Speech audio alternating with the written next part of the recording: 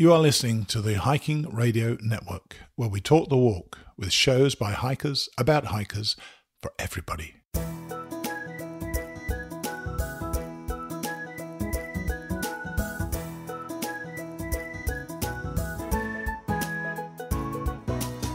Mighty Blue on the Appalachian Trail, the ultimate midlife crisis. Join Steve and his guests every week as he staggers from Georgia to Maine.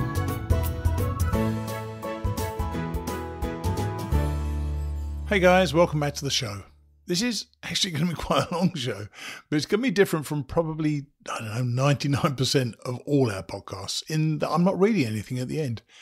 George Stefanos' Then the Hail Came will resume next week, but I'm afraid I didn't feel quite up to recording it today, as I've been suffering with a severe respiratory infection and my voice wasn't really up for it.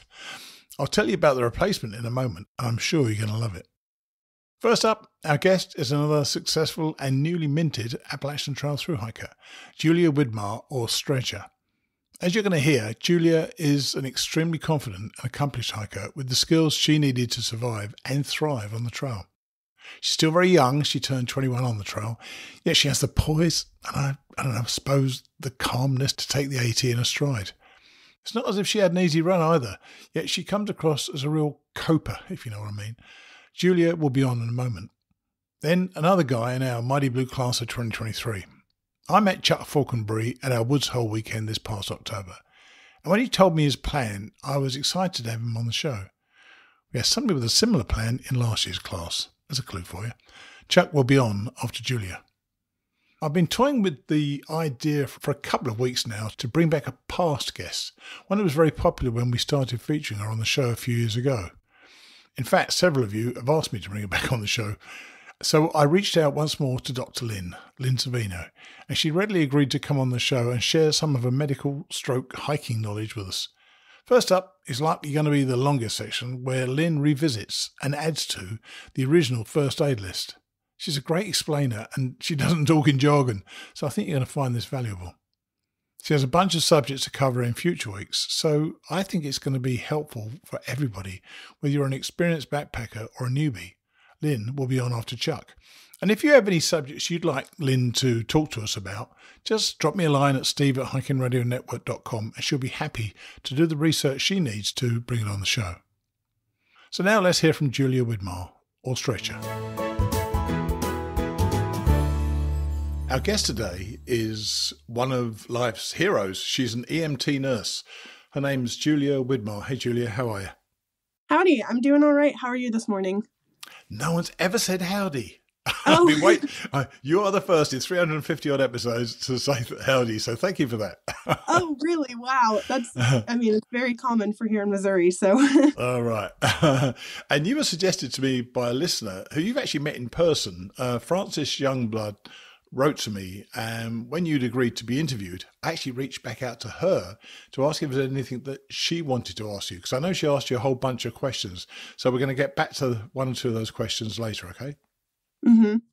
So You did the AT last year, 2022, and isn't it amazing how time flies, by the way? I now have to say you did it last year, and you turned 21 on the trail. Has the AT been on your radar for a long time? It has. It was something that I had learned about back in 2018 whenever I was with my dad. But it was really 2018. You count 2018 as a long time ago. It feels like it. Yeah, I know what you mean. Yeah. Yeah, because a lot has happened since I was, in 2018. So sure. Definitely a long time. Yeah. So what happened then? So I had learned about the Appalachian Trail through my dad. He was a scout leader, and he had taken Boy Scout troops out on hikes out in Damascus 10 years previous, so back in 2008. Right. And we learned about it in 2018 because I was supposed to be going on a hike out in New Mexico, but the summer camp that I was going to be going to ended up having a massive wildfire go through it. Wow. So they had to close down the camp, cancel camp. And then my dad and I were stuck with, well, I have 3 weeks off and I want to go hiking. So what are we going to do? And that's whenever he suggested going out and doing the Appalachian Trail in Virginia, just because he had had prior experience with it. And it would have been just like a fun, different, faraway place to go and hike and enjoy the nature. I've got to tell you, his idea of fun, taking you to the roller coaster, was a bit tough. And I know he's been your hiking buddy sometimes. Your dad, I guess he's your dad, so he's only ever going to be your dad, but a hiking buddy as well. What's it like hiking with him? It was definitely interesting. Because good word for it. Yeah. I mean, he does a lot of outdoor activities. It was different because I was at the time 16 and he was in his 40s. So there's a physical difference between the two of us. Cool. But at least we both had the same passion and drive to hike. So we were, it wasn't miserable. Like, it was really fun. It was really great to hike with him, to get to meet a lot of people and have that quality time with my dad. And really, that in many ways, that was the catalyst, wasn't it, for you to think about a thru hike? Because you actually went out there and you actually bumped into the bubble, didn't you? So tell us what it's like to meet these scruffy, filthy people on the AT. Yeah, so we went through at the end of June, which is, whenever that big bubble comes through. And it was super awesome. So actually, the very first night that we spent out on the trail, so we started kind of around Front Royal and then ended up in Harper's Ferry. I didn't understand trail names yet. So we had gone to a campsite and there was a guy there. And we had got our camp set up. We were cooking and eating dinner. And I was like, "Oh, so what's your name?" And he's like, "Oh, to be determined." And I was like, "Oh, what?" He's like, "Yeah, to be determined." And I was like, "Okay, my name's Julia. This is my dad." And so we kept meeting people. And there were people like, "Oh, my name's Freight Train. My name's Kudzu." And I was like, what kind of names are these people? But it was, I finally eventually learned about trail names, but it was a really funny introduction, I think, to kind of the beginning of hiker culture. Yes, the culture itself is, for people who are outside and they suddenly encounter it for the first time, is quite an amazing thing. And I know I've said this a couple of times on the show recently, but we went to Woods Hole a couple of months ago and we bumped into a whole load of southbound thru hikers that came through. And I recognized immediately how different they were from the rest of us. There was that boundless energy and the joy and everything that was going on about it. And it was great for me, having been off trail now for a couple of years, to bump into these people and see what it really is like. So what was it about that lifestyle, the idea of being in that carefree way, being on the trail? What did it feel like to you at the time? What attracted you? I think you said it best with kind of that carefree lifestyle, the excitement and the energy that comes from it. Because I had grown up in the outdoors and in the woods. Like, we grew up on a farm with 10 acres and I was always outside.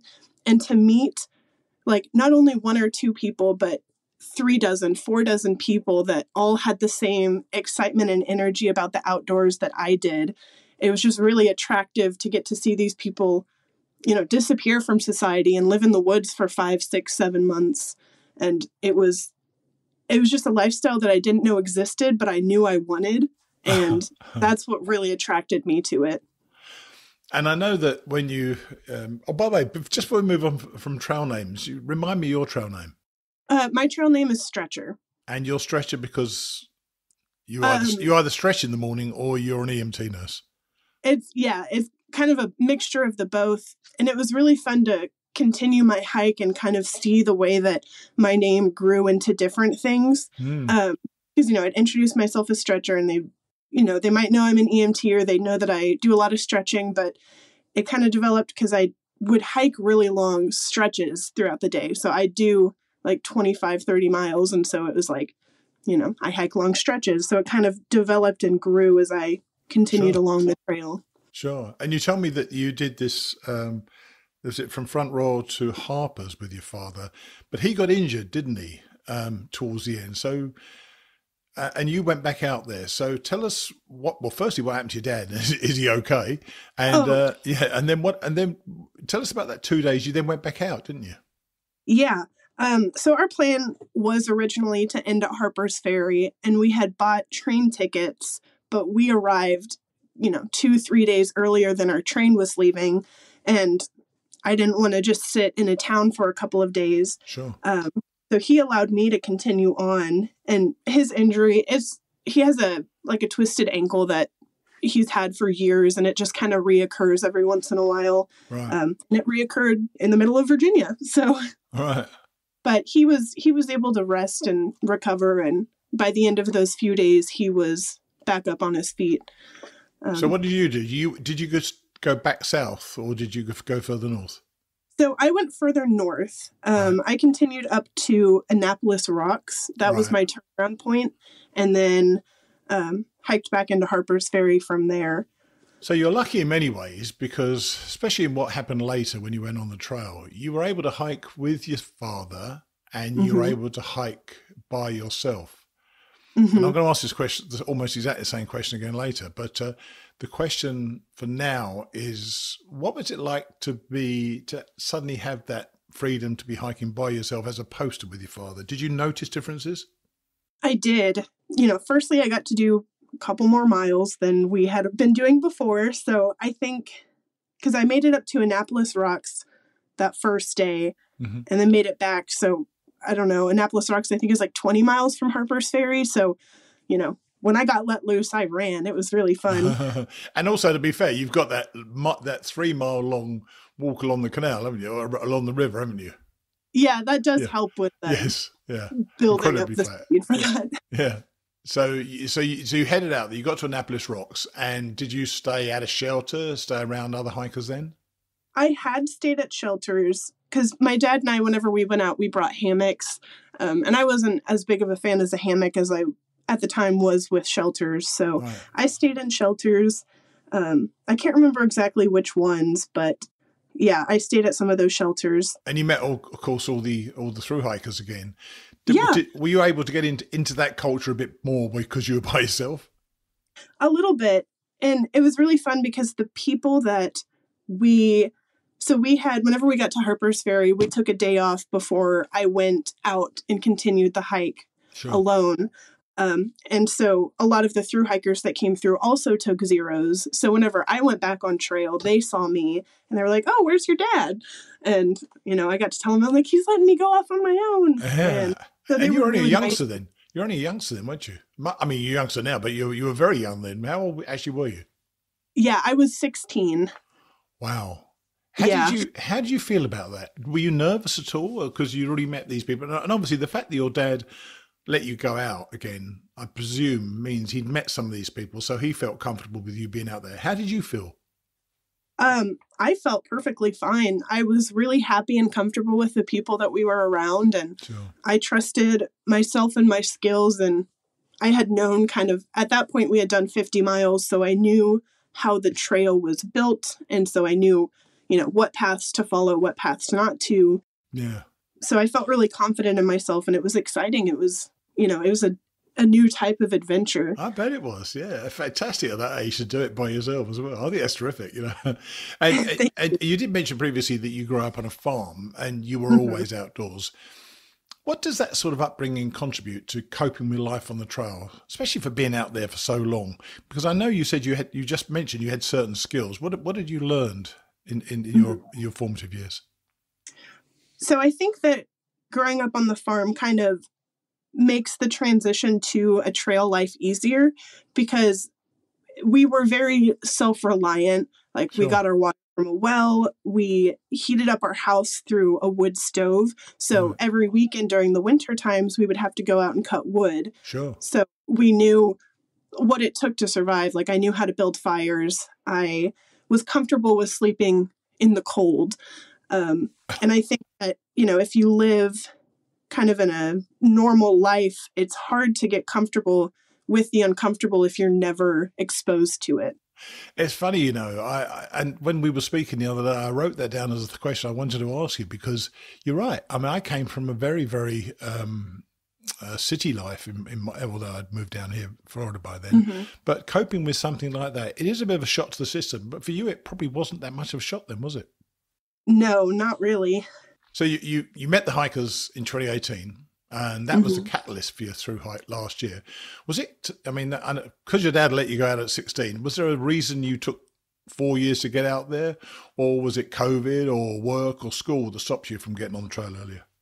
It was school. I was still in high school at the time, and back in 2021, I graduated and finished up with college. So I got some experience within my career, and then I was able to temporarily leave that job and then go hike, and they welcomed me back with open arms. So I'm back at my job again. That's lovely. Well, same job. I work as an EMT in my city. Yes. Yeah. But so you went back to the same job you quit? I did, yes. So you quit the job in, was it July 21 because you were leaving a year later? Or you sorry, I must have got those notes wrong because that makes no sense. That's okay. I had started working for my job in July of 21. Oh, right. Okay. And then I quit March of 22, like the last week of March. Did they know you were going hiking, or was it something you'd always going to do, or you just quit suddenly and said, I'm going off hiking? Yeah, I definitely did not tell them whenever they first hired me, just because I wanted to get the job. Yeah. But whenever it came time, like in January, February, I was able to have that conversation with my supervisor and just, hey, I'm going to go on this hiking trip. I'd like to come back after I finish it. And he was very welcome to that idea. So I'm very thankful that I had a supportive work environment. That's awesome. And because you're, as you said, you're familiar with the outdoors, you probably had an idea what you're going to be facing. How did you prepare to get out there? Because you did refer to wilderness first responder at some stage. So so talk to us what that means. So the ways that I guess I kind of prepared for it, I grew up in and around the Boy Scouts. My dad was a camp director at our local camp, so I spent a lot of time out there. And, when you think Boy Scouts, you think be prepared, like someone who knows how to handle things. So I had spent a lot of time teaching classes out there. So I taught things like the camping, first aid, wilderness first responder, search and rescue, a lot of the outdoor skills. And so I had a pretty good base, like net of safety survival skills that I had learned through the Scouts. Sure. So I felt pretty comfortable with going out. And then, having those skills and having prior hiking experience, I was really comfortable whenever it came time to leave for my trip. Yeah, I got to say, for a young woman, you were very accomplished already in what you sort of needed. But one thing you went wrong with, this made me laugh the other day, your gear. You'd hiked a number of years, so you had most of the gear. But when we spoke, you told me that you finished with virtually nothing that you started with. So talk us why the things you thought would work out there didn't work out there. Well, so I started out with a 60-liter Deuter backpack, and, 60 liters is a whole lot. And it, when you have space to fill your backpack, you fill it. And it got really heavy. I think by the time that I weighed it, whenever we were in Virginia, including food and water, it was 40 pounds. Oh my gosh. Yeah. So I really had accidentally filled that pack up. So I switched to for a short time, I hiked with a 28-liter Deuter, but that was way too small. So I got to switch to a 36-liter Osprey. No.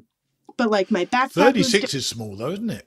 Wow, that's surprisingly small. Well, thank you. It was perfect for me. It fit everything I needed exactly where it needed to fit.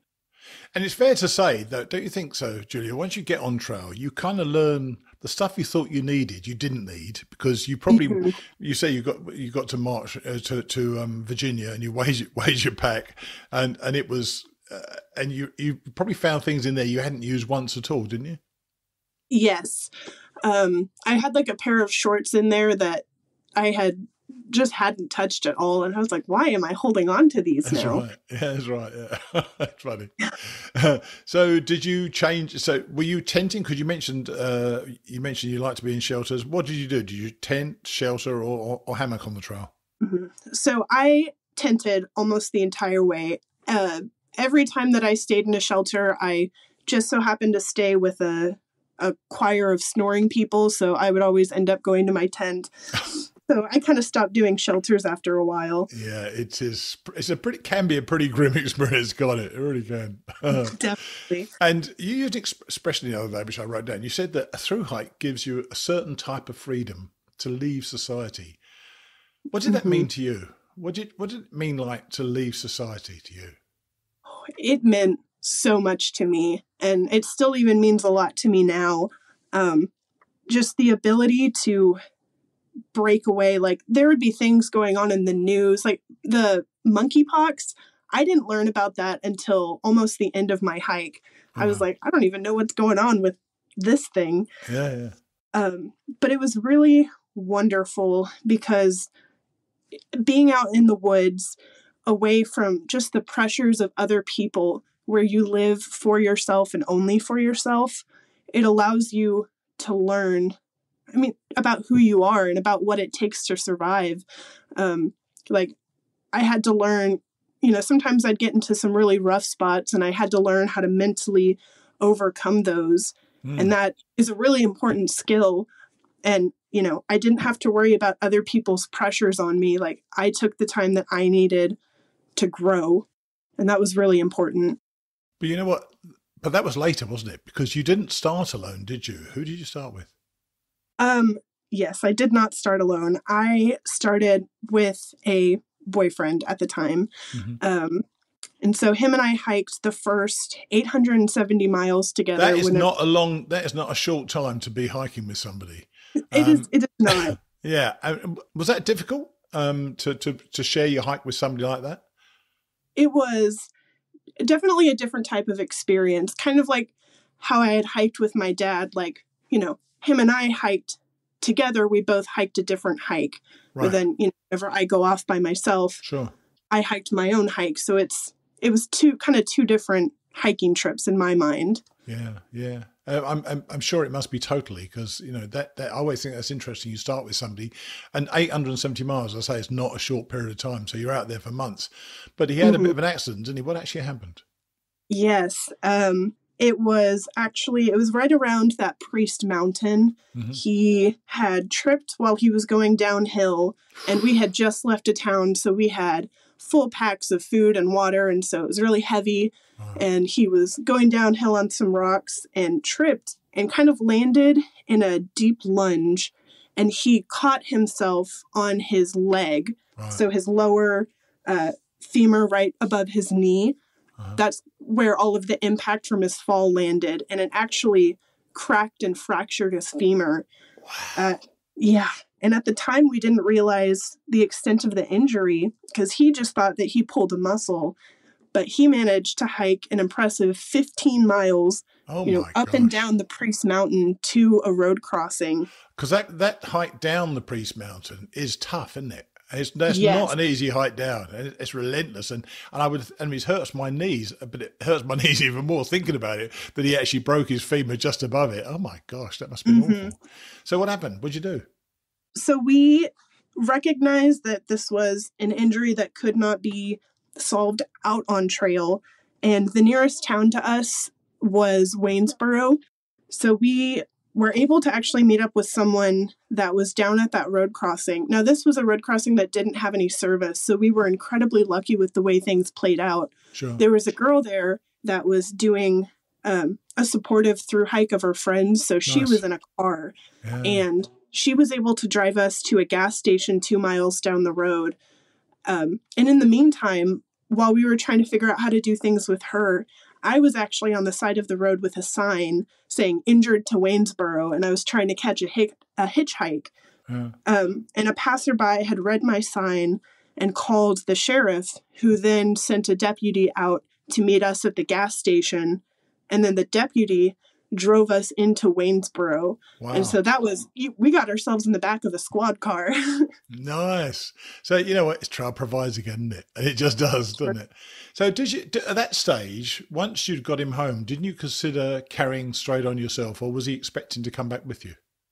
Whenever we had gotten the official x-rays diagnosis that it was a fractured femur, and he also had pulled his IT band and strained his quad muscles, it was very clear that he was not going to be able to continue the rest of the 1,200 miles in a safe, timely manner, because that's an injury that it's a broken bone, basically. Like, you can't hop up and keep hiking.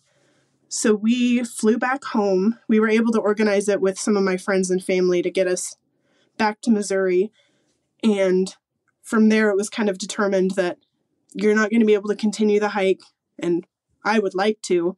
So I was able to change out all of my gear and organize things with my dad. And out to Virginia I went. Now, this is one of Francis's questions. You were home for, was it 3 weeks you were home for? Just about, yes. Right, home for 3 weeks. How did your family, and you say your dad helped you, so I think we know the answer here then. How did your family feel about you going back on the trail by yourself? Was your dad sufficiently comforted by the fact that you knew what you're doing?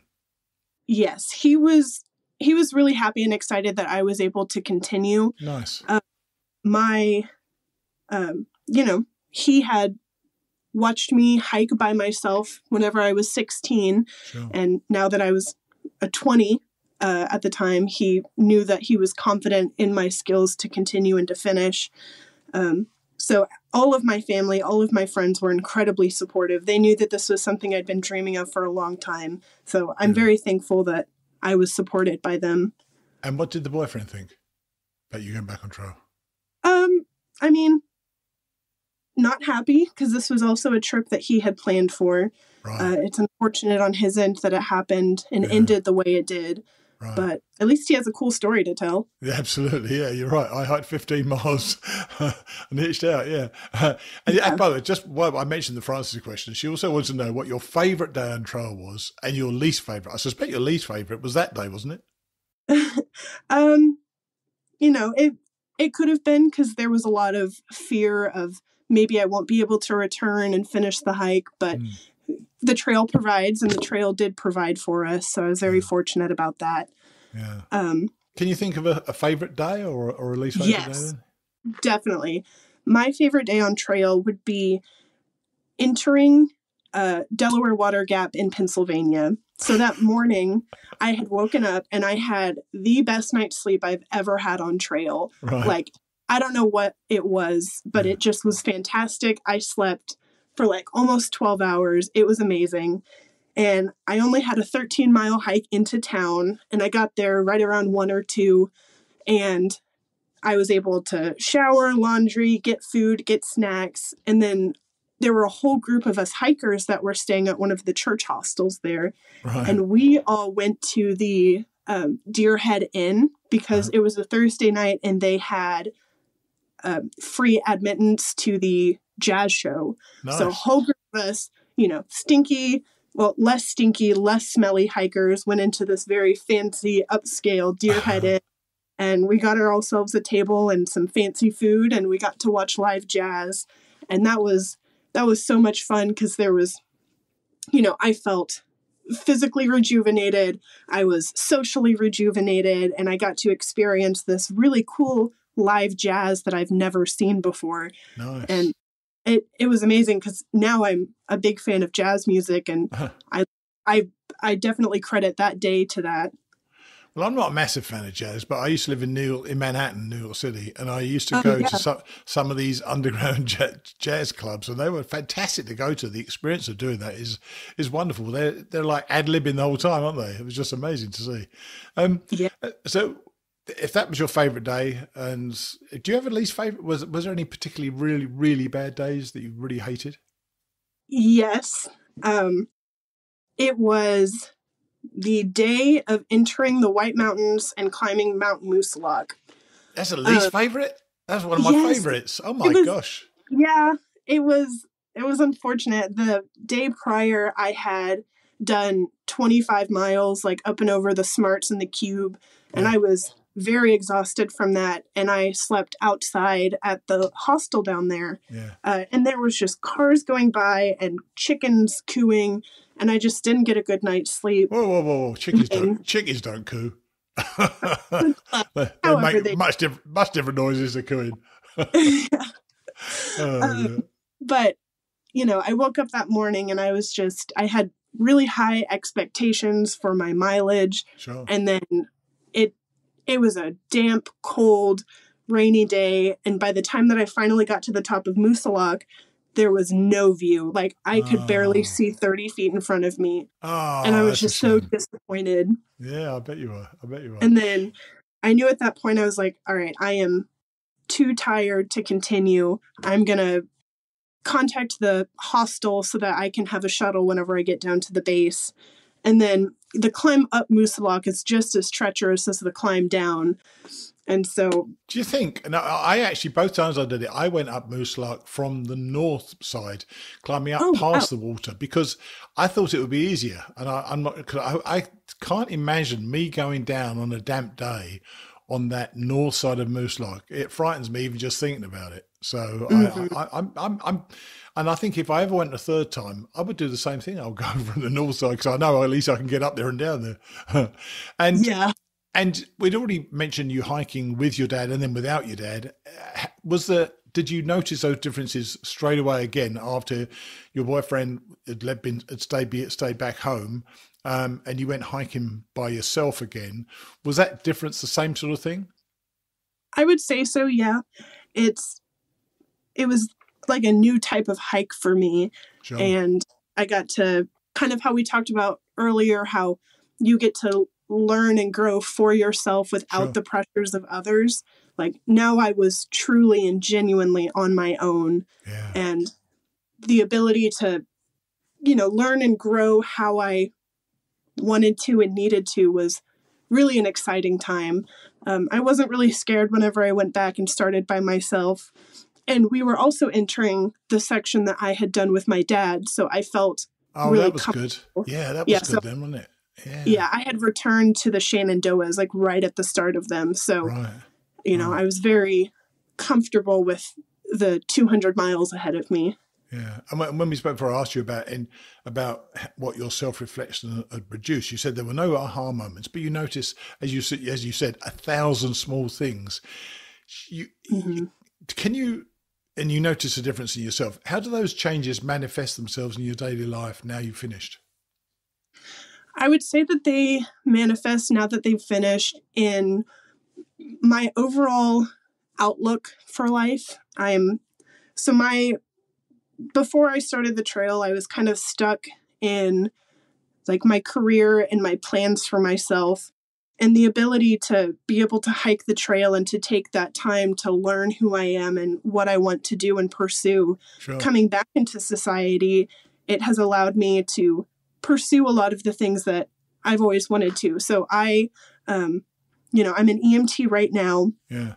I eventually went to work as a wildland firefighter, and I went to do wilderness first responding and search and rescue. So basically a backcountry EMT in any way that I can manage it. Wow. And I think that if it weren't for this hiking trip, I would not have had the courage to pursue this type of career, because I always would have said like, oh, I'm not good enough. Well, now I know I'm good enough. Yeah, damn right. Yeah. Yeah. I think, Julia, that this gives people a confidence to do things they probably could have done before, but it's that confidence, that almost that permission. It gives you a permission slip, doesn't it, to do things that you didn't think you could do before. So I think Absolutely. the fact that you're doing that is a great thing. And just going back to the hike, just to finish it up, I know you hiked part of Maine with a guy called Switchfoot. And you went whitewater rafting in the middle of the 100-mile wilderness. I've never heard anybody do that before. Tell us how that happened. Yeah. So Switchfoot and I we met like almost, I think it was Pink of Notch. And we just kept, for like a week, we just kept ending up at the same campsites. Right. And so we kind of eventually became friends that way. And, we hiked the same pace. So we just kind of started hiking together. Yeah. But the whitewater rafting. So we were at the Hostel of Maine, I think it was. And his cousin lives up in Maine, and they were sorting out, his finish, his summit. And she was like, well, do you want to go whitewater rafting with me? And they picked out a date. And then he turned to me and he's like, do you want to go whitewater rafting? And I was like, well, of course I want to go whitewater rafting. Yeah. So they picked us up at Joe Mary Road, and we took a 0 day to go whitewater rafting. And then we Nero'd the next day to get back onto the trail. And it was a super cool experience to get to meet kind of a different class of outdoorsy people. Like, we have our hiker trash that goes on trail, but then you have your river rats of the whitewater rafting group. So it was really fun to kind of find that energy with another outdoorsy group. Yeah, and I know I've noticed this before, people do slow down the 100-mile wilderness deliberately. You actually took a day or two off. How were you feeling because you're approaching the end? Were you excited to be finished? You were sad to be finished? What was the feeling you actually had? It was definitely a lot of emotions. I was excited because, at that point, I was tired. I'd hiked 2,000 miles. Like, I was ready to go home and go to bed. But at the same time, I wasn't ready to give up that life that I had been living and loved so much. So as we finished the 100-mile wilderness, it was, it was a good time for some self-reflection and recognizing almost the privilege that it is to live in the woods. Absolutely, and it is. It kind of feels weird to call it a privilege because it really should be. It's in our human nature. It should be as a human species, it should be where we are. So it was kind of difficult to find that part of my human soul and then know that I have to give it up in a few days. So just like anybody else, it was a very emotional time for me. Yeah, it is. And I know that your Katahdin, when you touch the sign on Katahdin, actually, no, we'll go back a sec. So tell us about your Katahdin day itself. You started early, didn't you? We did, yes. So we had started at 4 a.m. to start the climb, and we made it to the gateway, which is the 2 miles before the summit, and we stopped there. Our intention was to watch the sunrise, but Katahdin was kind of in the way, so instead we just got to watch the colors change. And it was a really beautiful experience because we made it to the tree line right as the sun was starting to really come out. So how awesome. We hiked sort of in the dark on the way up, but then we got this spectacular explosion of colors that I had never seen before. It was just so beautiful. And we sat up there and we were probably hanging out for an hour. And actually, Switchfoot ended up taking a nap. So it's kind of funny to think about it like that. Yeah. But it was beautiful. And after some time, after watching the colors change, and we kind of watched the sky too to determine if the clouds would be clear and if we could make it up and have kind of a clear view on Katahdin. So we did, and we were actually the first ones on the sign. We made it up there at about 8 a.m. and we both touched the sign, and we got some Red Bulls that his aunt had brought him, and we drank some Red Bulls while sitting on the Katahdin sign, and it was a really exciting time. But you told me when you touched the sign, you said to yourself, there goes the 5 months. Yeah. Is that and we all feel it differently. We all think, what do I do now? Did that feel good to be going home, or did you want to extend it for a couple of weeks or something? I definitely would have preferred to, maybe turn around and hike south and just keep going. Well, you can do that. Like, man, that would have been so nice. But I had made plans with my sister to meet up in Washington, D.C. and my mom to meet up in North Carolina. So I had, I wasn't just returning to an empty house with my feelings. I was returning to friends and family that were excited to support me in my hike and wanted to hear all about it. So I'm very thankful that I had people when I finished to talk to and lean on and experience my hike with. Yeah. And you didn't take the easy, you didn't go back the same way you came up, did you? You went down the knife's edge, which I don't know, anybody does that, by the way. What was that like? Well, it was exciting and terrifying. It was one of those really surreal moments. Like, we just had a surreal moment of finishing a 5-month-long hike. Sure. But then there was the second surreal moment of, if we make one wrong trip, then this hike could last a lifetime and they would never find our bodies. It was really cool though. It was really fun to just bounce and play on the rocks, and we all got to laugh with each other about the hike that we had just finished. And there's the climb down on Knife's Edge where it's I think it's called like Chimney Rock or something like that, where it is almost, not entirely, but almost a straight down and then a straight back. Yes. I And see it's the like pictures. Yeah, it's like a pure rock climb, and it was really fun, and it was a nice way to kind of finalize the trip with some heart-stopping fear. And with your friend, you shared 260 odd miles. You can meet somebody on the AT and spend one day with them, and they mean something to you. So it's really quite nice to have shared that with him. So you were pretty fast considering you got off trail for 3 weeks. What were your dates? You started when and finished when? So I started April 5th, and I summited September 1st. So that would have been 5 months, but you were off trail for 3 weeks. So you did just over 4 months, didn't you? Yes. Yeah. Are you happy you went so fast? Because you didn't share a lot of the community experience, although you did at the end. Do you think you missed out on something with perhaps less of the community experience, or are you quite happy with how you did it? I'm really happy with the way that my hike ended up. I got to meet some people and I got to form some good friendships, but overall, I much preferred being able to hike by myself and go at the pace that I wanted. Sure. And I had never really been interested in forming a tramily. I knew that this was a hike for me. And so, sometimes I would hike around people for 2 or 3 days, but it just would get to the point where it's like, well, I want to continue hiking and you guys want to take a zero. So, it's nice to meet you, but see you later if we do get to see each other. Yeah. Hike your own hike. Hike your own hike. Absolutely. Every time. Exactly. Yeah. So are you one and done, or do you think you may get back out for another long trail? And anybody who works with Julia at this stage needs to listen away. Yeah. Don't tell my supervisor. Yeah. No, I've got a lot of hikes planned out.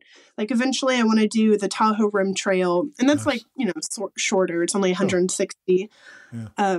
But like I want to do the mountains to the sea. I want to do Arizona. Like there's just there's so much more of this world to explore than just the East Coast, just Missouri. Like I want to see all of the United States and hopefully hike through every single state. I think that would be fun. Well, good for you. I think you're clearly a very accomplished hiker anyway, because you knew your stuff. And this was wilderness first responder. It's really important that more and more people do that, I'm sure, because, you are in the wild quite, not so much on the AT, but there are periods of time where you are in the wild and you need some knowledge about what you're doing when you're out there, don't you? But look, I appreciate you coming on the show. I really enjoyed hearing about the hike the other day when we were talking, and I'm glad you came on to talk to us about it. Oh, well, thank you so much. I really enjoyed getting to talk about this as well. Yeah, you know what? You're never going to tire of it either. But as I always say to people, tell people your stories for about 3 weeks, and then after that, people won't understand what you're talking about. Definitely. You probably found that already, yeah. Okay, Julia. Well, good to talk to you. Take it easy, okay? And hopefully we'll meet up sometime. All right. Thank you very much, Mighty Blue. Have a good rest of your day. Yeah, cheers then. Bye. Bye. So, she's an EMT nurse, but she wants to be a backcountry EMT sometime in the future. As I said, she seemed so poised and beyond her years to me, and you can see that she's been changed by the trail and wants a future to incorporate the outdoors. Good for her. I thought she was terrific. And now, we've got a terrific bloke for you. Chuck Falconbury has a plan, and he's going to share it with you now. Here's Chuck. So today's guest and member of the Mighty Blue class of 2023, I've already met before. This is Chuck Falconbury, or as I understand he's now called, Polar Bear. Hey Chuck, how are you? Good. How are you, Steve? I'm very good. And we met at the Woods Hole weekend, and we, it was fun to meet you and fun to see the things you and hear about the things you're planning to do. But really, why is it you want to do this? What was the thing about the AT that did it for you, and how did you learn about it? Well, I learned about the AT back when I was about 15 years old. I was a big Boy Scout. My family were big Boy Scouters, and I had some awesome leaders who we were a military family, and we lived overseas, and so all our leaders were military as well. And one leader, we were getting ready to go out on a hike or camping or something, and he gave me a recreational equipment catalog, which of course is REI, known as REI today. And in there were a lot of pictures of the Appalachian Trail.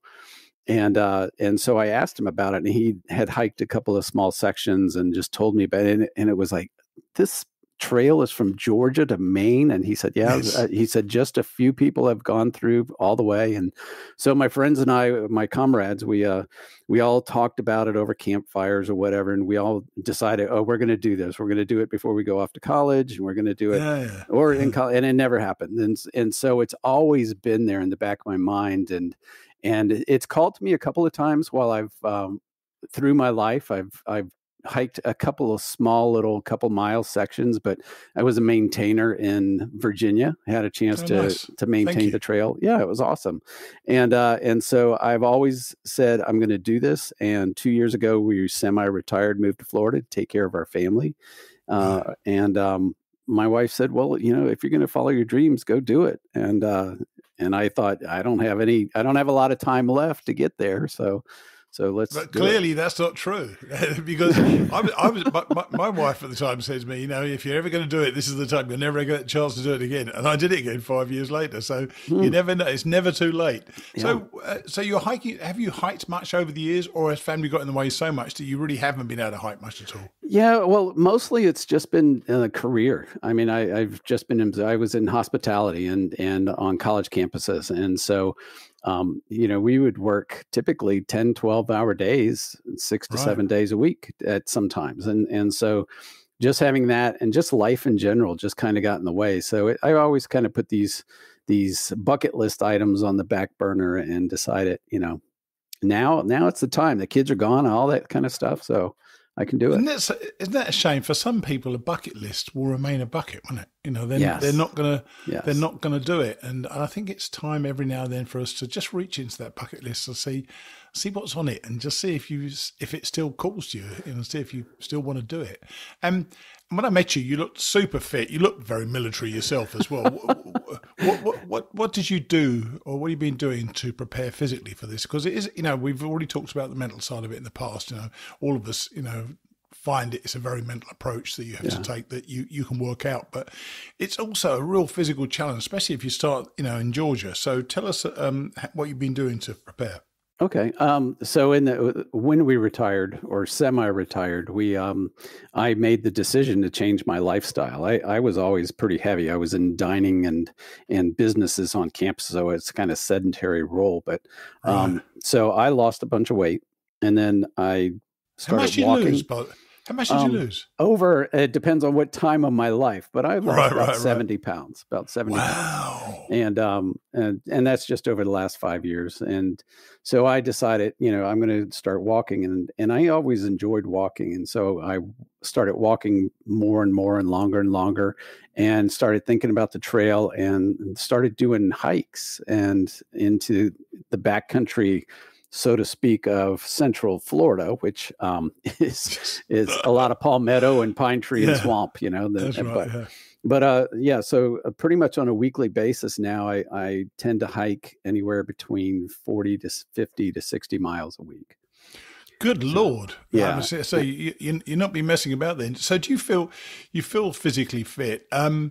What about the mental challenge? Because this is a real mental challenge, and you really have to commit yourself to it in many ways, and accept the fact you're going to have some crappy days, because everybody does. Have you thought about that much? I have, and I started doing research when I started to go for this goal, and looking at the videos and reading books, and found this crazy podcast, and started listening to. Yeah, I wonder, but the podcast and listening to the hikers and the experience and those kind of things, it really helped me. It's like, okay, it's not just all views and beautiful skies. There are going to be those, but there's going to be a lot of crappy days, and there's going to be a lot of hiking halfway up a hill and feeling like your heart's about to explode out of your chest. Yes. And so I did that, but then also the part of me that's still a Boy Scout and wants to be prepared, I really needed to take care of anything that real life might affect my journey. So I went in and I went to different doctors. I've had back surgery, so I went to an orthopedic surgeon to get checked out. I went to a podiatrist to look at my feet and ankles. I went to my general practitioner, and all of them gave me, "You're good to go. You're ready to go for this trip." And so I did that. I updated my will. I enhanced my benefits, and that must be really surprisingly And as you were saying, I thought, what a bloody good idea to go and check everything's in working order, make sure everything's working out. That must give you a certain amount of confidence to go out there and do it, because you checked all the boxes, I guess. Right, exactly. And that was part of it. It was that. And then it was the Woods Hole weekend was very validating. It's like when you guys hear some people with some real experience saying, you look like you're ready to go. You look like your plan is good. It's like, I at that point, it was like, yes, I'm ready for this trip. Now, we're going to kind of fast forward a little bit now. Okay. Because Chuck's story is slightly different to everybody else's. It's very different to everybody else's, in fact, because I've asked him the questions I normally ask people who are about to go, but you've already started, haven't you? I have, yes. Right. So tell us the plan. It's a great plan, by the way. It's a great idea. So tell us what the plan was originally. So my plan was to do what I called a head start. And I wanted to do that in the fall for several reasons.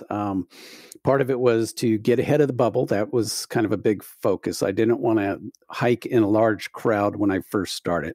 So I wanted to do it in the fall when really all you saw were Sobos. So you wanted to embarrass yourself in private, is that right? Exactly. You got it. But it was that. And then I just love the fall leaves in Georgia and the mountains and everything. And so just the beauty of nature, really looked forward to that. So my plan was to get 300 or 400 miles, bare minimum 100 miles in. And like I said, get out ahead. It was almost like a section hike or almost a big shakedown hike for me. And I learned a tremendous amount while I was out there for those few weeks. But so I already started. So tell us about it. We had the Woods Hole weekend at the beginning of October. When did you actually get started then? So I started 3 weeks later. I was going to start in mid October, right? But my mother went into hospice at the beginning, on Woods Hole weekend. I don't know if you remember that. Oh gosh, and yes, then that's right. You did mention, and then she passed a couple weeks later, and so it kind of pushed my start date back. And so so I started a little later than I wanted to, and ended up starting about the 2nd of November. And went to about the 3rd week of November. Was and we haven't talked about this. So I may cut this out if it's not a good response that you actually want to answer. But was your mother aware that you were doing this? I mean, what stage was she when she went in the hospital? Was she physically? She was right.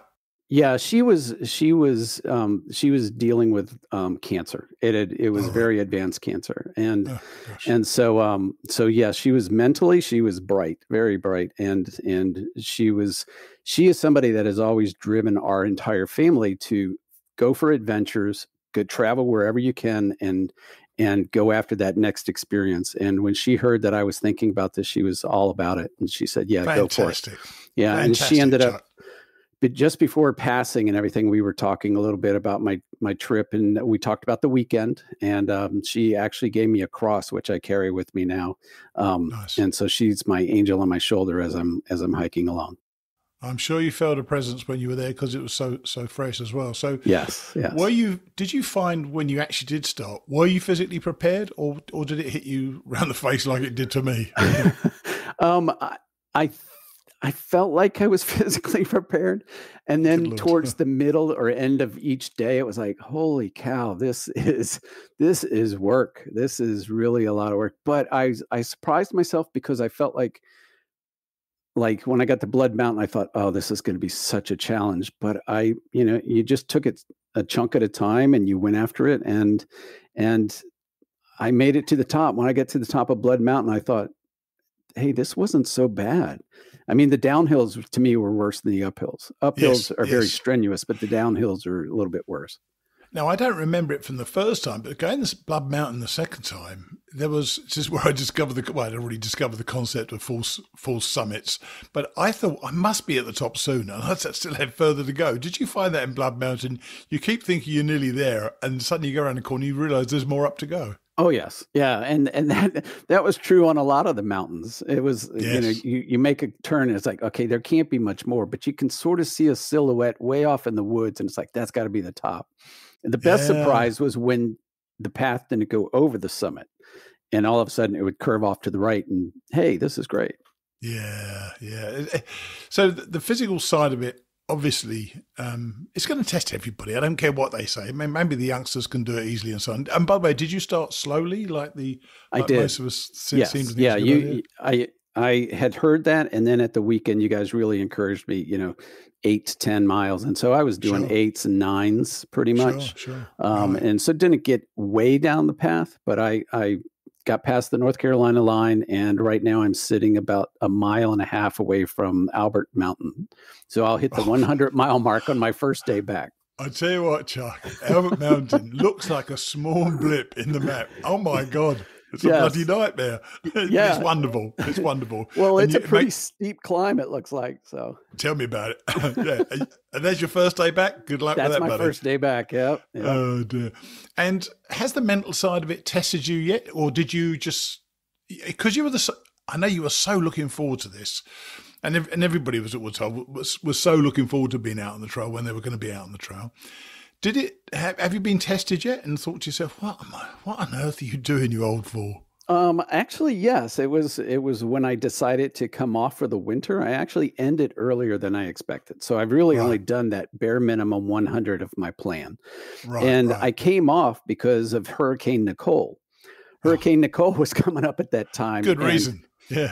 And so I got off just before it hit that part of the country. And of course it wasn't a hurricane at that time, just tons of rain and wind. And, but I jumped back on too quickly. There was still a lot of rain the day I jumped back on and wind. And so I was absolutely soaked by the end of the day.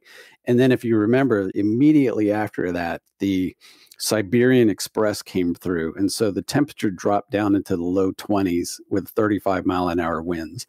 And at that point, I said, this is not smart. I have a long way to go. I can easily stop now. I'm almost at 100 miles. Let's go. Let's just. Yeah. And so I decided, let's be smarter. You've only got 2,100 miles to go. Only 2,100 left. Yeah, exactly. Yeah, cool. Yeah. And being out there, has anything taken you by surprise yet? I did a lot of research, looked at all the videos, and I think the one thing that took me by surprise by going out in the fall was how the leaves really affected your hike, because they are so fluffy that time of year. Sure. They're not matted down, so they hide the rocks and the roots and all that kind of stuff. They're absolutely gorgeous and beautiful, but they really obscure what's underneath. So I had to keep my head down constantly just to make sure. And I had my poles out because it was so easy to trip up on something that you couldn't see.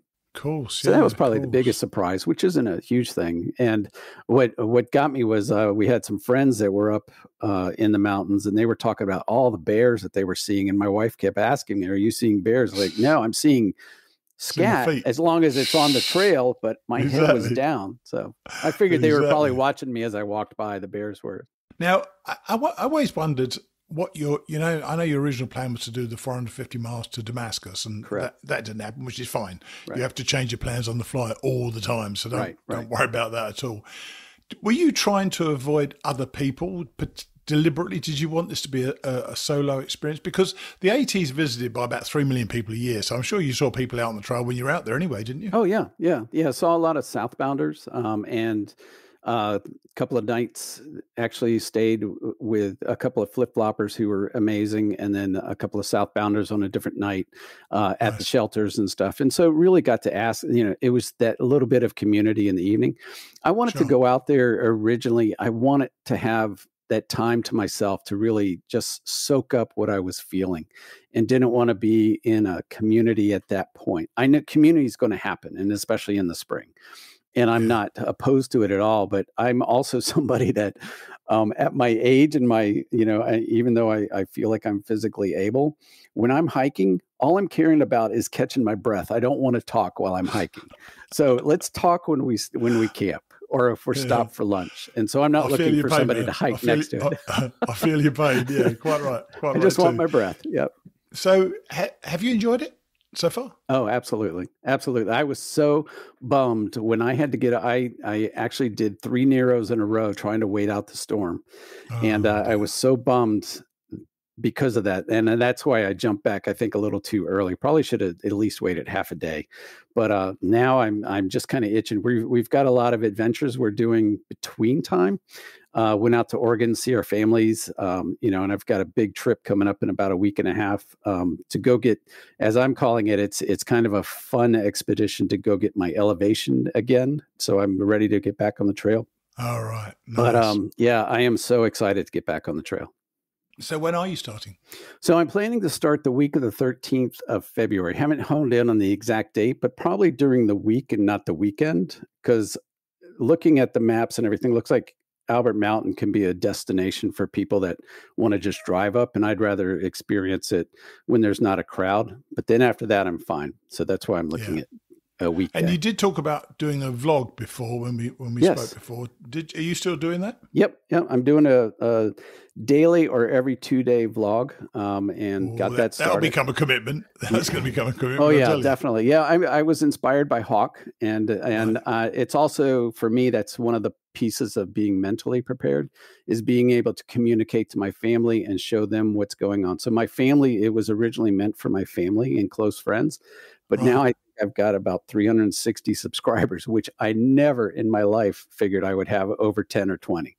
So it's pretty amazing. Yeah. That is so cool. Look, as you know, I wish you all the best. And you're going out on 13th February, which is still darn cold, by the way, but you're okay with the cold, aren't you? So good for you. I am. I'm a polar bear. You are indeed a polar bear. That's right. Yeah. So, boy, did you name yourself, or did somebody call you the polar bear? I was actually named in college, playing intramural sports, playing football. And I would wear this old practice jersey from football days, and it was white or off-white, nasty white at that point. And I was on defense, would come over the line.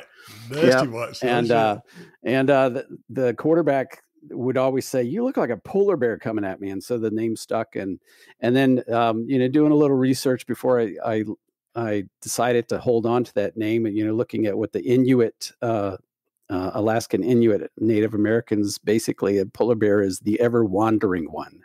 So nice. I felt like that really tied in. And then of course my wife said, well, she prefers the Norse poets explanation of a polar bear, which is they have the strength of 12 but the wit of 11. So that she thinks that fits better. But that's hilarious. Oh, well, look, I wish you well, and we'll speak again before you go again, but we'll when you're out there, we'll check in with you and so on, and just see how you're going on. So best of luck, and thanks for being part of the Mighty Blue Class of 23. Absolutely. Thank you. Cheers, buddy. Take it easy, okay? All right. Take care.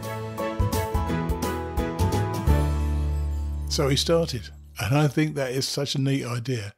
But I must admit, I'd never imagined the falling leaves could accumulate to such dangerous levels. Still, he's got what he wanted. He's ahead of the bubble. I mean, he's going to be ahead of most of people by going in mid-February, but he's made a start. For those of you who have done this, Albert Mountain is going to be a somewhat perpendicular start, though I'm sure Chuck is a better hiker already for that first 100 miles. I look forward to hearing more from Chuck and all of our other Class of 2023 hikers in the coming months. Thanks to those of you who have been to our merch store at hrntradingpost.com, and special thanks to those of you who bought stuff. I had intended to add more designs this week, but I'm afraid I just haven't been up to it with this darn infection. Look out for new stuff soon. Also, thanks as ever goes to our donors. This week, thank you to our recurring donors, Woody Bass and Letitia Webb, while Gregory Gepner also stepped up this week. Remember, this show and all the others on the Hiking Radio Network are on air because of you, the listeners. So please consider buying a shirt, a hoodie, or a mug, or if you prefer to donate, please click on one of the many donate buttons on our hikingradionetwork.com website. We'd really appreciate your help. Now, my friend Dr. Lynn. Lynn hiked for a day with Trigger and me in 2019, and even met us the next morning with a picnic breakfast out the back of a car. What a woman. Today, she's going to give you all a list of what you'll need on a backcountry backpacking trip. I'll see you next week. So today, we've got back on the show somebody I know that a lot of you really appreciated in the past. This is Dr. Lynn Savino. Hey, Lynn, how are you? Oh, it is so good to be back on the show. I've been listening to you since the beginning, and it was so great to be part of it. I can't believe that it's been 5 years since we've had our little Dr. Amazing. Lynn chats. Amazing, isn't time it? has flown. Yeah, it has flown. And, yeah. I'm only one show behind. I listen faithfully, and I'm only one show behind now. You slacker. Well, the guy last week's show, you need to listen to that, because he's a different type of human being. Really interesting guy. So Looking forward Lynn, to it. I asked Lynn if she'd come back on the show to update us on kind of things to do with preparing for your hike, particularly in terms of a doctor would know best. And one of the things that really went down well was the first aid list that she had, because I remember when I was hiking first time, I didn't know anything about anything. And I still don't know that much about it either, because I probably did the same thing second time. I went to buy a first aid kit and took that with me. I had no thought to what was in it and so on. So talk us through what the important things are and why they're important. And because you did say to me, I think, that it actually doesn't weigh all that much, this first aid kit, does it? No, it doesn't. And you can make your own first aid kit probably as cheaply, if not cheaper, than if you were to buy a pre-made kit. And then you can make it your own.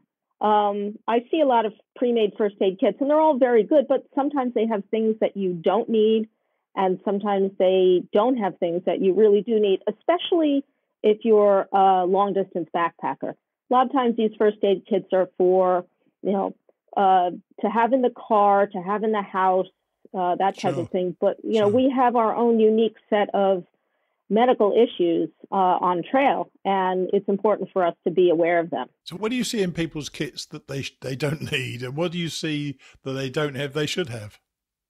Wow, I don't know if I could distinguish between those two, because a lot of first aid kits have different stuff. But I would like to just go through the list that I think should be in a little Ziploc bag.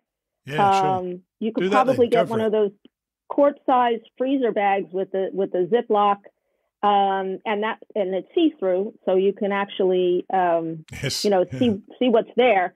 A lot of the other kits that are pre-made, they're in nice little pouches, red or blue with a zipper, and that also weighs more than a Ziploc bag. Yes, that's right. For all those gram people who are watching their grams.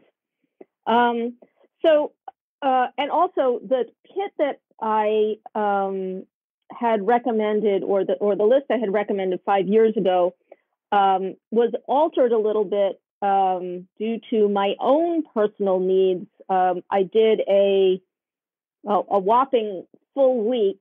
I started and finished the state of New Jersey about a year and a half ago.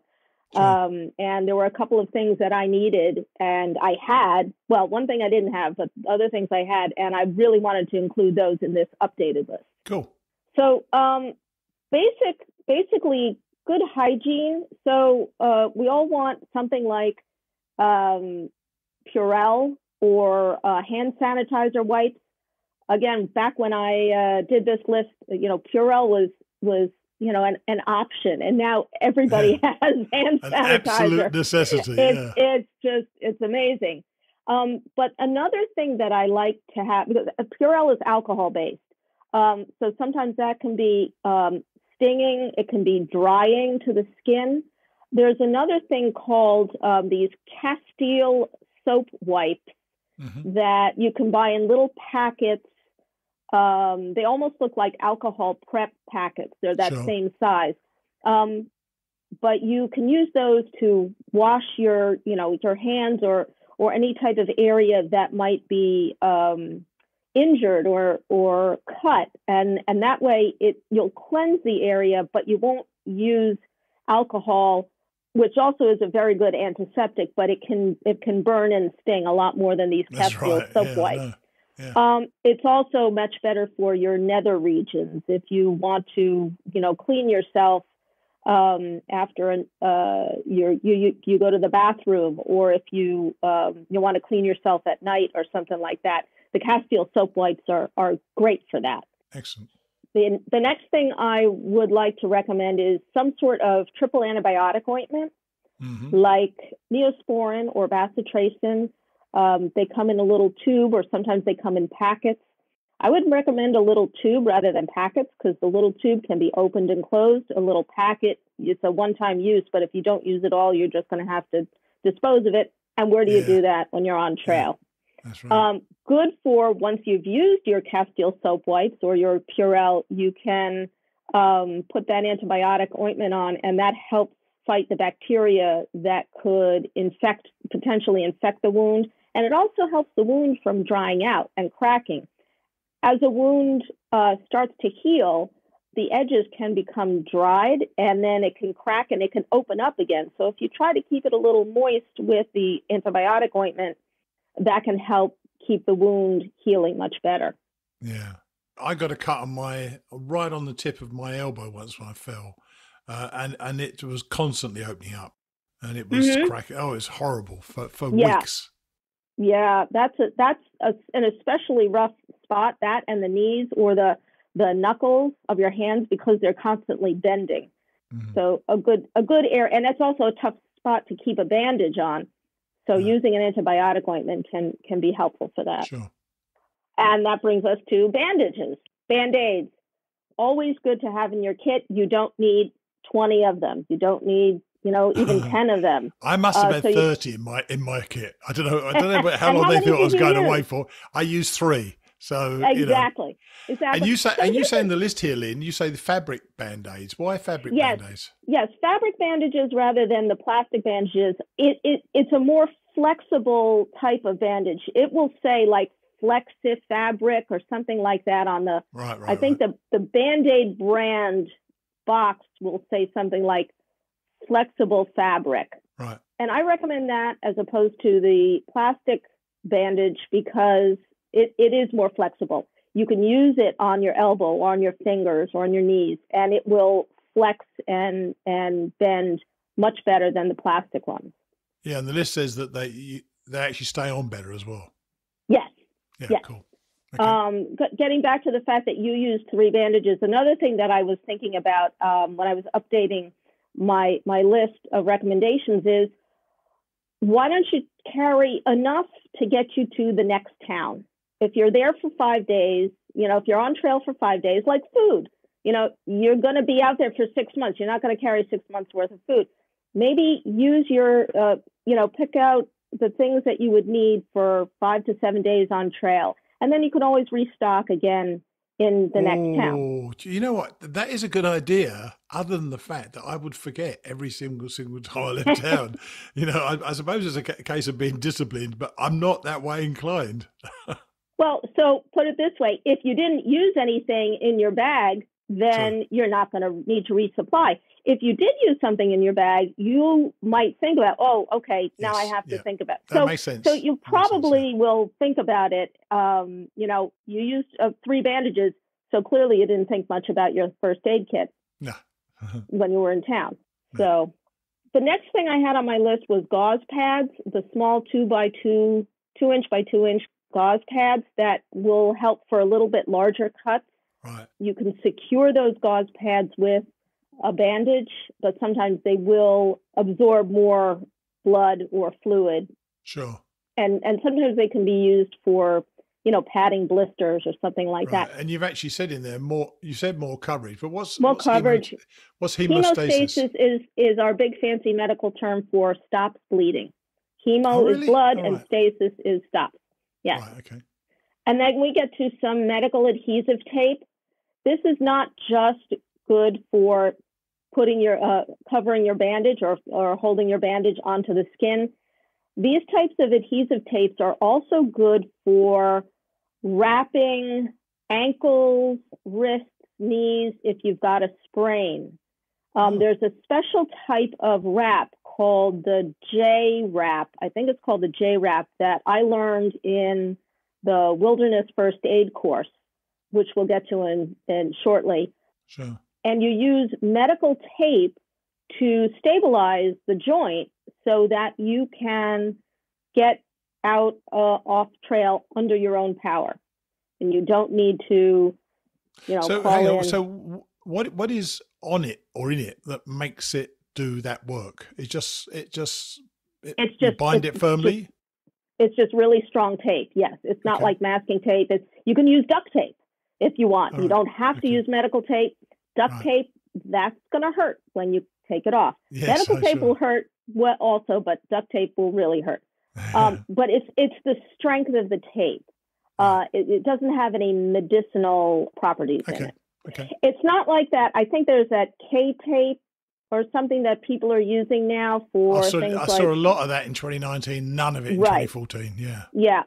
And I have to admit, I'm just thinking about that now. That is not on my list, but it probably should be for a lot of people. You might need it like when you're starting out. So people who need it, they would probably take it with them knowing how to use it. Sure. Yeah. So I'm sorry that I don't have that. We'll do that in the next 5 years. It's dynamic. It's a dynamic document. It's okay. Right. Yep. Fine point tweezers. Of course. Removes ticks, debris, splinters. Pretty self-explanatory. Yeah. You can also use it if you want. You should clean it before you use it. But that's another thing you can do is if you need to rupture a blister, you can take the fine point and you can just poke the head of the blister, and that will burst very easily. Sure. Yeah. All sorts of things you can do with tweezers. Let's see. Safety pins. You don't need a lot. Maybe two. I didn't have any of them. You didn't have any of those, right? No. And you can use it for a lot of things. Safety pins. It's not just for first aid. It's for all sorts of repairs. But one of the things that is important, for instance, if you have an arm injury and it hurts if you have a dislocation or a fracture, one of the ways to help reduce the pain of the arm while you're getting off trail is to stabilize your arm next to your body, like in an L-shaped position. So you would bend it at the elbow. Everybody sees I think most people know what a sling looks like. You can manufacture a sling from a bandana or a piece of clothing. But then what you want to do is to prevent the arm from swinging around, which is going to cause pain. You can take that safety pin and you can pin it to your shirt or your chest strap on your backpack or something like that. Sure. And that will help immobilize. So it's a great tiny little device that can really help for pain. What else do we say? It also can help remove splinters, puncture a blister. The next thing on the list is a bandana. Uh-huh. We use that all the time to do, for our heads, napkins, and you can use, and a bandana will definitely come in handy if you want to use it as a sling or as a wrap to help hold a large wad of gauze onto a wound. So you can wrap it around there. Just make sure you don't make it so tight that you cut off the circulation. Important to be able to get one finger in between the limb and the bandage and the bandana or the bandage wrap. Okay. Very important. Then there's liquid bandage. This is a tiny little vial of, literally that's what it's called, liquid bandage, or that's what it does. It's a liquid that creates a film along the cut that will stop it from bleeding. Huh. I certainly didn't have any of that. Yeah. That is, again, something that, people could or could not take with them. Again, it helps to stop the bleeding. It helps to close up the wound so it doesn't get infected. Sure. But you've got to make sure that you clean the wound before you put the liquid bandage on. In other words, you would trap, if you did it while you haven't cleaned it out, you're trapping the problem within there, aren't you? You're causing your own bacteria. Yes, you could create more of an issue with worsening infection. Yep. Then we have a couple of medications: Tylenol, aspirin, ibuprofen, Imodium, Pepto-Bismol, and Benadryl. And I'll go through all of them. They're pretty common. Probably everybody has heard of them, if not taken all of them, sometimes all at once. You told me off for taking too much ibuprofen, didn't you? No. I didn't tell you. I was annoyed that people call it vitamin I, because in my world, vitamins are good for you, and ibuprofen is very good for you when used properly. But I'm afraid that if people call it vitamin I, they're just going to take too much. I took 4 a day every day on 180 days on trip, so I took 700 and something. But you drank a lot of fluids, and you ate properly, and you didn't overdo it. I did for me. I did anyway. I certainly overdid it. So Tylenol is good for pain, and it helps reduce a fever. I know people have, had things like Lyme disease or norovirus, or what was the latest one? Cryptosporidium. I think somebody had. Right, yeah. That's right. Yeah. With 105 fever. Not good. Good to reduce that, because if you reduce the fever, you're not going to sweat so much. You're not going to be as dehydrated. You are going to be able to function a little bit better to get yourself off trail. Just because you take your fever down doesn't mean you don't need to seek medical attention. But again, a lot of this in this first aid kit is to allow you to get to the point where you can get off trail and get help, and you don't need to call SOS or have somebody carry you out. Sure. Aspirin also is a pain reliever and a fever reducer. Would you take all of these in your kit? Because you as a doctor know they have different benefits, obviously. For me, pain relief was the thing, so the ibuprofen was the thing I went for, and I don't think I took anything else at all with me. Mm-hmm. So I personally would not take all of these things. Right. I think it depends on the individual. As a 20-year-old, you probably are less likely to have a heart attack, although it has happened. So taking aspirin with you to reduce your risk of a heart attack when you get chest pain, probably not necessary. People who have, let's say, chronic ulcers in their stomach, they shouldn't be taking ibuprofen with them. They should take the Tylenol. Sure. Ibuprofen is good as an anti-inflammatory as well as a pain reliever. So like you, when you were having your chronic knee problems, you usually took it for your knees, right? But I just took it as a matter of course in the end, because I wasn't hurting. Okay. It didn't hurt, and I assumed it was the ibuprofen, and it wasn't. Yeah, I am not the poster child for any of these things, by the way. So Tylenol doesn't reduce inflammation. Tylenol does reduce pain. So if you don't need the anti-inflammatory product of the ibuprofen, then it's probably better to take Tylenol. Right. Okay. Interesting. So, and then we come to the stomach drugs, Imodium, which helps slow down diarrhea, and Pepto-Bismol, which helps slow down diarrhea, but also helps with stomach upset, nausea, heartburn. Okay. Pepto-Bismol comes in Pepto-Bismol, it's chewable. And to me, that would definitely be the way forward, yeah. Exactly. Pepto-Bismol is chewable, or they have chewable forms, so you can just chew it and off you go. You don't need to have water. Benadryl or another antihistamine would be good for allergy relief. And that's not just seasonal allergies like sneezing and coughing and watery eyes. That could also be things like if you have a bug bite or a bee sting. Sure.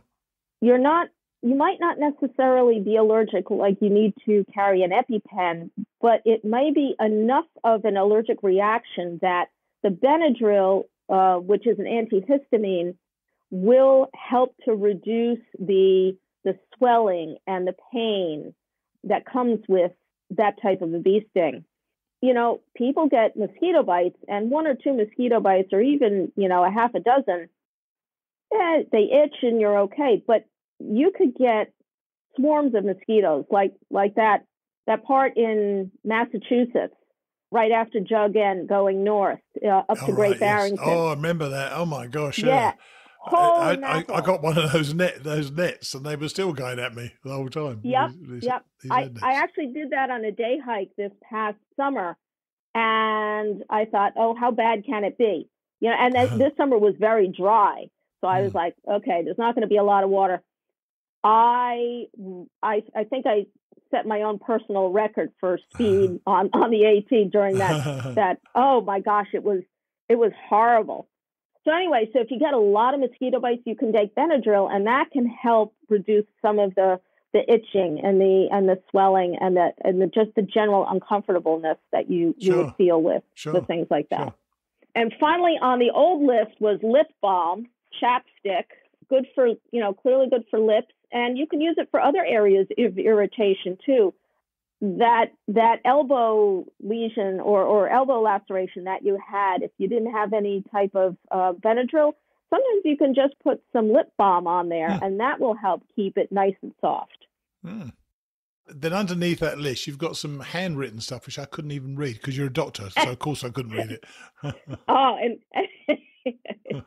and my handwriting's good. So these last three things that I put on my list are things that I actually used. Well, two of the three things I actually used when I was hiking in New Jersey.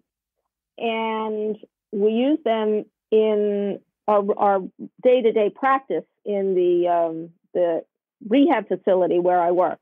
Sure. That's physical rehab, the short-term rehab. The first thing is called a skin barrier film. Sure. And you can find this on Amazon. One of the brand names is No Sting Skin Prep. Skin barrier film is another brand. It looks like a little packet, just like an alcohol wipe, but it has this film on it, little liquid film on it that you wipe onto. I wiped it onto my heels and on my big toe and my little toe. And it creates a very fine, invisible film that prevents friction and shearing forces. And it saved my hiking trip from blisters. Really? Because by the third day, I think my hiking boots at that time were too small. Because by the third day, my feet were so swollen. I took my shoes off and I was like, I think I want to rename myself Mini Weenies because that's what my feet looked like. My toes were so swollen and red. And so what I did was I took this skin barrier film and I rubbed it onto my toes and put my socks back on. And I did not get any blisters at all, even though my boots were too tight. Okay. And I was hiking for several more days. And I applied it once in the morning when I got up, and then I hiked all day. And this is not something that you'll have to wash off your feet. It just kind of stays there. I mean, eventually you're going to, wash it off when you take your shower. Yeah. The second thing that I added to this list is a product called Bleed Cease. BLEED CEASE. Yeah. This is a type of a gauze pad that is actually has calcium alginate, which is produced from seaweed. And calcium alginate has, there's that word again, hemostatic properties. Basically, you put this on a cut and the calcium alginate is going to react with the blood and it's going to absorb it a lot better than a regular gauze pad. My last night on trail in New Jersey, I was actually at the Mohican Outdoor Center, and my husband was going to come pick me up the next day. I got a terrible nosebleed. And, and this was in the middle of the afternoon, and I don't know where it came from, but it wouldn't stop for like 4 hours. Oh my God. It just kept going and going and going and going. And finally I got to the point where like, okay, I know what I know what to do and I know when I should seek professional help. And I actually had to pack up all my gear, and those fabulous people at Mohican Outdoor Center, they saved me because I said, I went up to them and, to the main office there. I said, I need to get an Uber. They're like, Ubers don't come up here. I said, well, I need to get to an emergency room. They're like, oh, we'll drive you. I'm like, oh my gosh. Yeah. The trail provides. Trail provides every time, yeah. So anyway, so my husband had to come pick me up that night instead of the next morning. And so while I did finish what I wanted to, I didn't have that one last lovely night on the trail. All right. So I was relating this to my brother, who's a search and rescue volunteer out in Arizona, and he said they carry this bleed cease, and you can use it, to stop nosebleeds, to so where do you put it? Because the nosebleed comes, I presume, from further up the nose. Yeah, you stick it right up your nose. Yeah, you roll it up and you stick it up your nose. Yeah. Right. Good luck. And again, this is something that you can buy on Amazon. It is featherweight. It's probably a couple of grams. Okay. And you probably only need one, maybe two, because how often are you going to need this? But if it's that bad of a bleed that a bandage or a gauze pad is not going to stop it, you're going to want this. Right. So, Wow. And it's flat. It's in a little piece of paper. It's tiny, but it's very effective. Useful to know. Yeah, useful to know. Yeah. And then the last thing is steri strips. Steri strips are little fabric. They're almost like superficial stitches. They don't go. You don't use a needle and thread to close up a wound, but you use this little thin strip of adhesive that you can put together a thin laceration that you can close it up so that it doesn't bleed as much, and then you can put a gauze pad over that, and it stays in place very, very well. Sure. Yeah. Wow. So you've got all these things. By the way, I could read your writing. I had no idea what calcium alginate was, but I could read your writing. You're right. For a doctor, you've got amazingly good writing. And the other one's wilderness first aid course, isn't it? So is that something that you're very strong on? Are you a wilderness first aider? Yes, I really recommend that anybody who has the time and the ability to take this course do this before you set out on trail. It's put on by NOLS, National Outdoor Leadership School. I think there's another group that does it. I did it through REI, and they subcontract through National Outdoor Leadership School to do this. It's a 16-hour course. It's usually done over one weekend, 2 8-hour days, and they go through regular first aid, but first aid that is particular to backcountry camping, mountaineering, hiking, backpacking, biking. It's an amazing course. Now, I took this as a physician, and I still learned a ton. Oh, really? Because hang on. What would you not have known that you think that you didn't know as a physician then? Okay, so maybe it's because of the type of physician I am. I'm a general internal medicine. Maybe if an ER doctor or a trauma doctor, I would know more. But I learned things about how to stabilize a patient when you come upon them in the woods and you don't know what happened to them. For instance, did they fall off a rock? Did they just pass out? Were they trying to throw their bear bag? Little rock up and they got hit in the head. I've done that. So you don't know, for instance, if there's a neck injury or if they've had a seizure or if they passed out. So they tell you, how to stabilize a patient when you don't know. They tell you how to read the area. Is there, a limb on the ground? You have to look up first before you even approach somebody and say, okay, are there more limbs that are going to fall, or are there more rocks that are going to fall? Because you certainly don't want to put yourself in danger, because then you'll have two people to rescue as opposed to one. But what we are going to do, Lynn, is have some other sections which we talked about. But, the first aid kit is so important. As I said to you, I just went into REI and bought a bag. I had no idea what I was doing with it. It was just a first aid kit. So what we will do in the coming weeks, we'll have a middle section of the show where Lynn will talk about different subjects. Which subjects have you currently got in mind?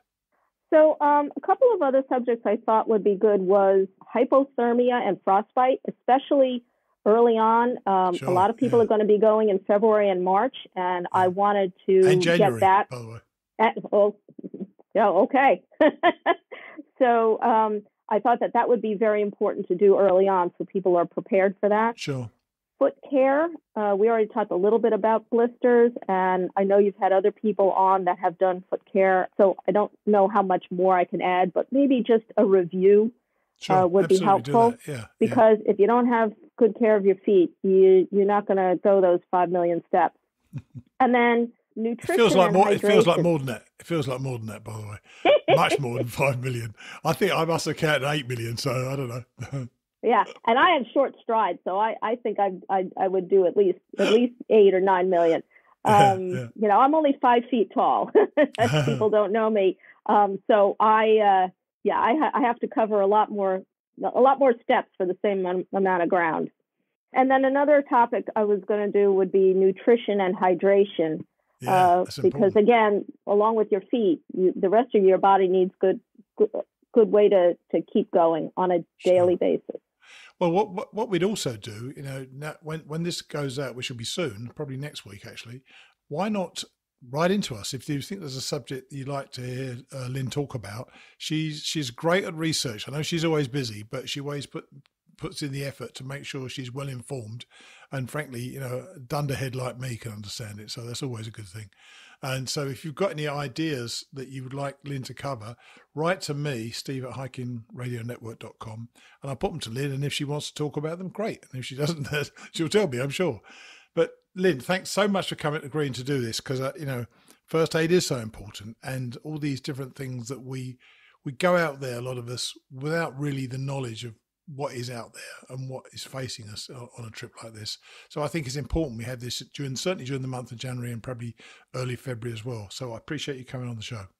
Yeah. Oh, it's such a pleasure. I'd like to add that if anybody has anything that they like in their first aid kit and they want to let us know about it, nice. That would be great, because this is just what I think should be in there, and that's just one opinion. I appreciate that. Okay. Well, thanks for talking to us, Lynn. And we'll speak next week then. Okay. Sounds wonderful. Cheers then. Bye. Bye-bye.